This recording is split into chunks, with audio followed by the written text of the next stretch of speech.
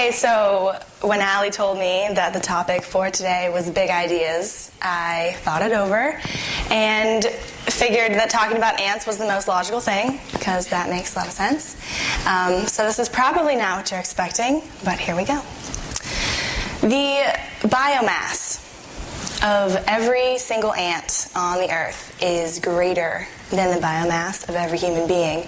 In simpler terms, that means that if I weigh every ant on the earth right now, and I put it in this hand, and then I weigh every human being, and I put it in this hand, and if this is my scale, ants are heavier. That's a lot of bugs. Ants live in colonies, and some of the largest colonies ever discovered actually house enough ants to, if you line them up, nose to rear, or in ant terms, mandible to gaster, they would create lines that are thousands of miles long. That's how many ants live in there. That's kind of gross, actually. Now, every ant that lives in the colony has a job. And the scout ant in particular, when it leaves the confines of the colony, has one job, and that is to find a food source for the rest of the colony, and it has to be big enough to feed all of them, those thousands of ants. So it wanders around for however long it takes to find the optimum moldy lollipop or gross dead thing for the rest of the ants to eat. And it doesn't matter how long it takes, they just keep going. They just keep wandering around. And when they finally get there, they have acknowledged their target, and they head back home. Only this time, the path is direct, and it's purposeful. See, ants are very adept at understanding their surroundings, and they can find their way back, which is kind of surprising considering an ant's seemingly rudimentary set of skills, but really they are super sleuths. So once they head back to the nest, forager ants are waiting there for them to follow this trail that they've set out. Once they find the target and they head back on this journey, they lay a path of smelly, anti, pheromone goodness. And it's like a red neon sign for all of the other ants to follow. And they travel in a line back and forth until all the food that the scout ant has found is back in the nest.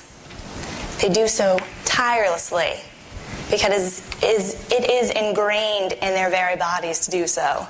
They are so driven by this instinctual desire to be an active member of the betterment of the colony that they just keep going until all the food is back in the nest, and then they do it all over again.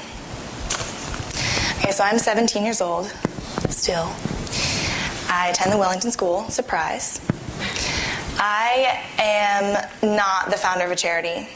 I do not donate millions of dollars to orphanages. I'm not a foster parent. And unfortunately, I do not always recycle every container whose contents I consume. But at the beginning of this school year, I decided to be an ant. Yes.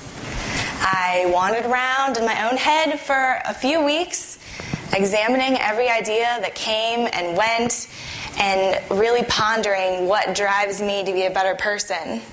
And on my journey, the first correct turn that I took came when I started researching all the charities around the world that allow anyone with a valid checking account to sponsor a child in the United States.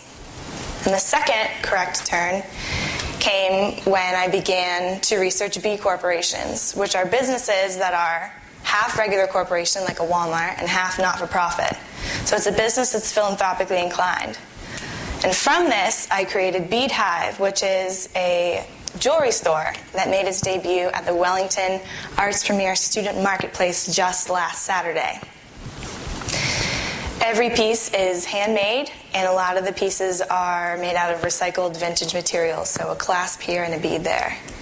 All right, so neither of these ideas have anything to do with each other, and you're probably staring at me like, Gabby, all right, you're still up here, and I knew you were weird, but you're talking about ants. This is a whole new level, and this is not what I signed up for. But now I'm going to ask you to do something kind of silly. So if you wouldn't mind closing your eyes. You don't have to. If you don't, I won't be like that mad, but maybe a little. But I'll get over it.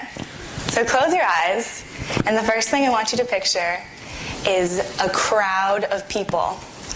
And each of these people is standing there with one arm raised up in the air and one finger held high. They each represent a charity somewhere in the world. Can you imagine how huge that crowd is?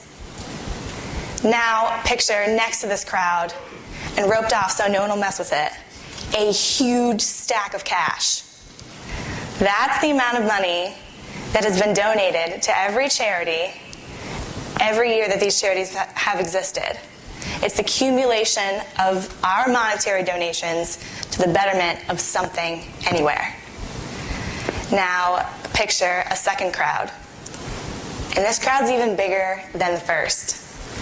It's the number of volunteers that work at each of the charities that exist. And each of them has a piece of paper, and on that piece of paper is a tally mark. And each of those tally marks is 1 man-hour of selfless work. And my question is, I wonder how many miles would be created if each of the persons in the second crowd lined up in a row. You can open your eyes now.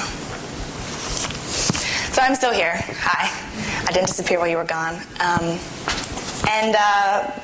I just wanted to wrap this up by saying that I know what kind of ant I am, but I'm not here to talk about me. I'm here to talk about you and the kind of ant that you want to be. Because all those charities that you just pictured, they weren't started by forager ants. They were started by ants who are willing to push forward no matter how long they might wander. Imagine if you were a scout ant. Where would you wander to? What would your moldy lollipop be? Are you willing to strike out on your own and then lay the path of least resistance for all the other ants behind you to follow? Can you imagine the thousands of ants behind you ready and willing to take your lead? So like I said, I'm not here to talk about me. I'm just here to share one small idea, or maybe it's a very big idea after all. Thank you.